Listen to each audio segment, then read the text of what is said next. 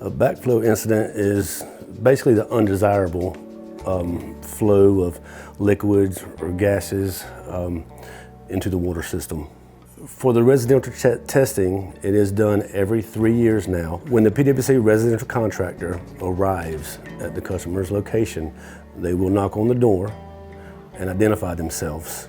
They should have a PWC contractor badge. It will be something similar to this, but it will say PWC contractor.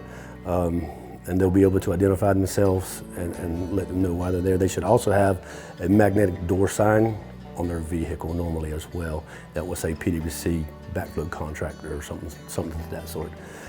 So that's how the contractor is identified.